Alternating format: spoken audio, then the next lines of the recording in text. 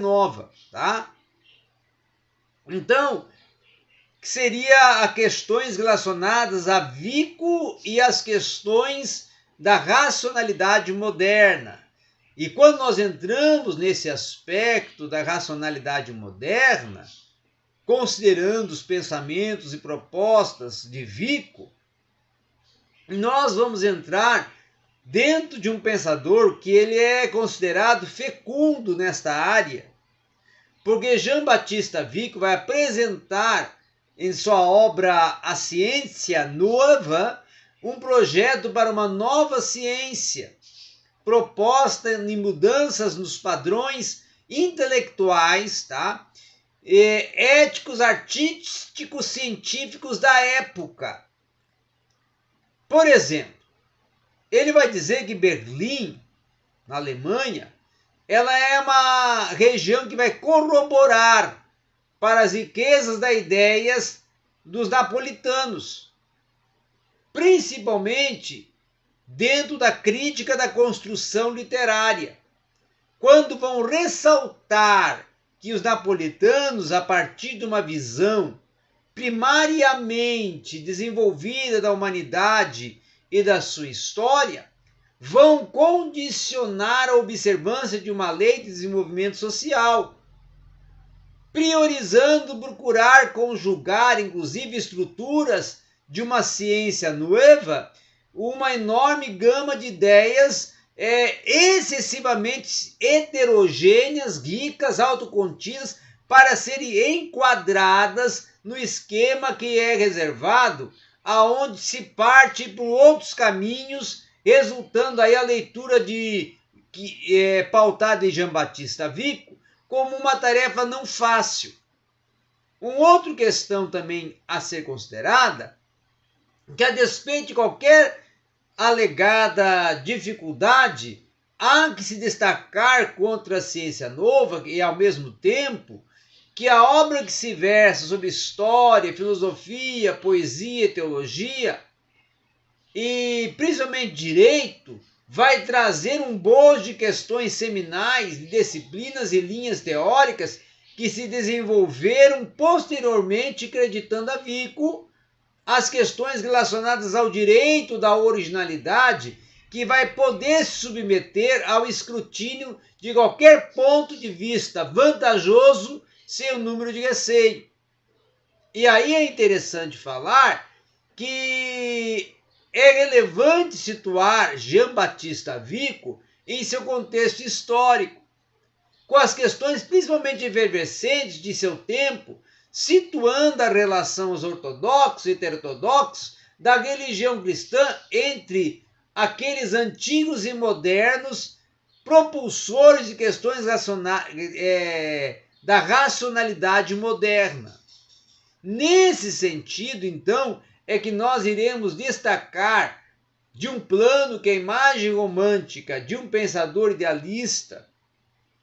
principalmente isolado de seu mundo e que, fora do seu tempo, vai se atribuir ao napolitano até meados do século XX, quando nós vamos ver decorrer uma visão extremamente idealista, passada por mais célebres intérpretes por meio acadêmico, como o caso do Benedetto Croce. Tá? Com efeito, a ideia de gênio, que é uma proposta da ciência, que foi até inclusive combatida por Immanuel Kant, vai destacar que os cientistas que aprendem suas teorias de seus mestres, ou da experiência, aí entra o empirismo, a razão pela qual podem explicar qualquer que seja a elaboração de suas teorias, vão deixar a possibilidade de uma existência de gênio a partir do que se aprende de ninguém.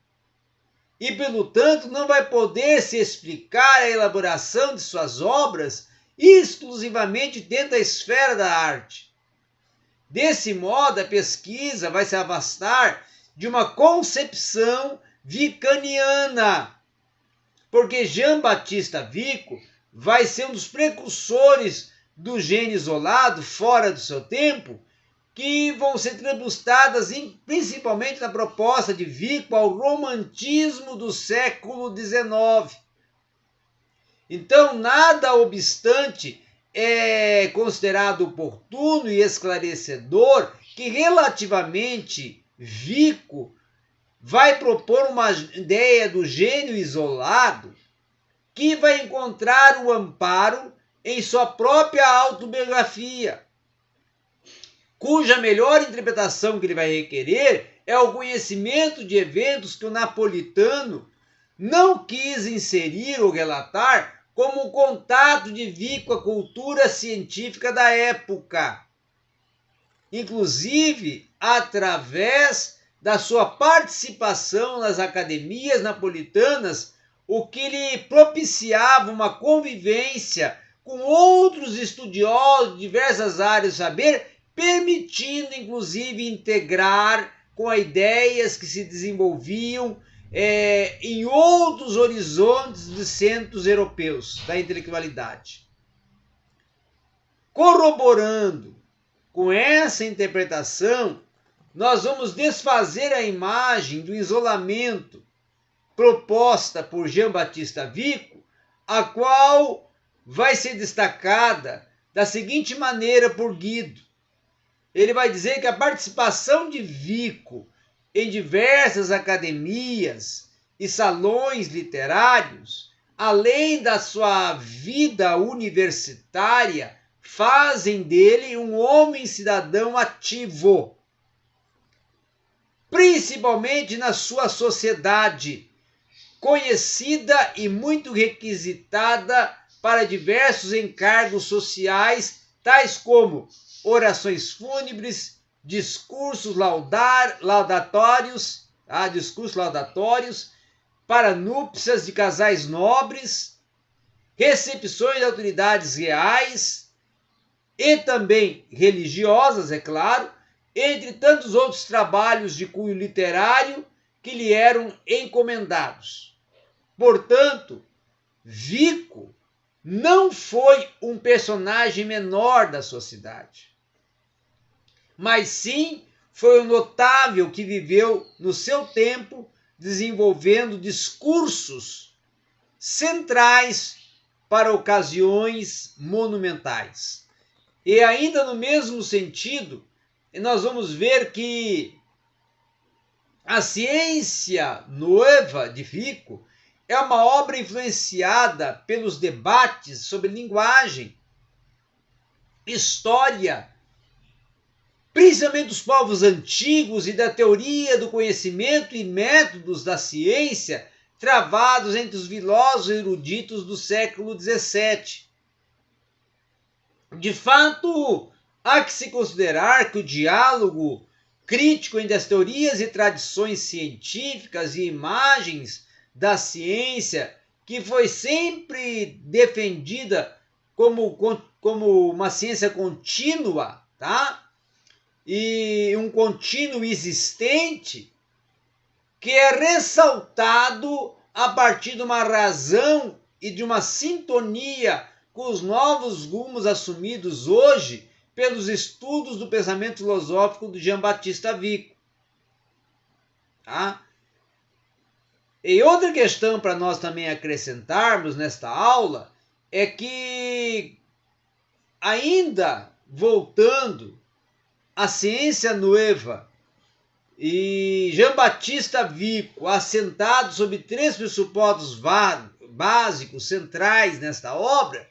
nós vamos ver que ele trabalha que há providência divina, que as nossas almas são imortais e que há de respeitar o senso comum de homens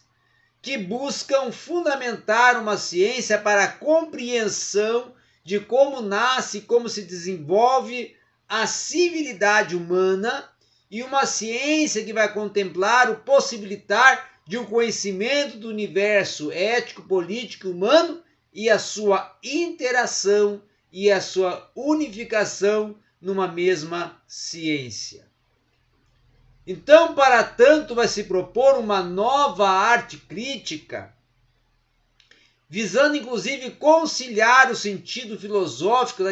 da reflexão inata na natureza humana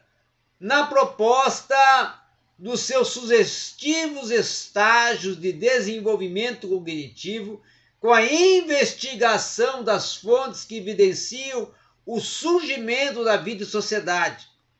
e vão ser responsáveis por atestar a natureza sociável dos homens, propondo igualmente uma arte diagnóstica que irá ser responsável por avaliar o estado civil e o grau da civilidade das nações e os riscos que a estão submetidas. Uma outra questão também, que é a de intentar, desse modo, a investigação de como nasce e como se desenvolve a civilidade humana, principalmente no curso da história, não objetivando o pensamento napolitano de uma criação de uma nova ciência que venha priorizar a sabedoria humana representada a partir da retórica e da dialogicidade do pensamento em relação com outros pressupostos. Então, para Vico,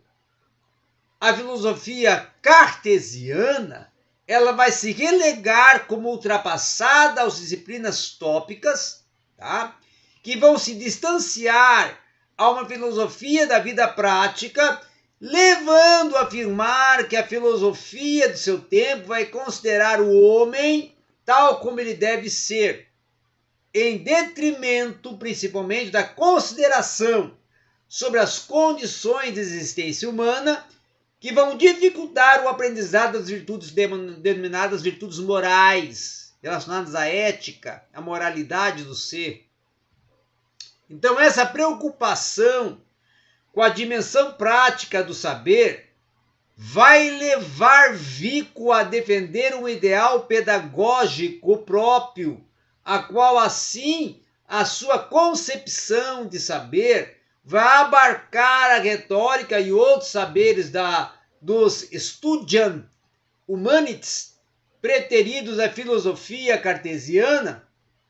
que vão considerar destituídos de uma justificação científica, excluídos, portanto, de um âmbito de um conhecimento verdadeiro. Então era isso que nós tínhamos para hoje, aqui no seu canal Transitar Teológico, em um diálogo interdisciplinar, falando um pouco sobre filosofia e entrando no pensamento de Jean Baptiste Vico. Obrigado a todos.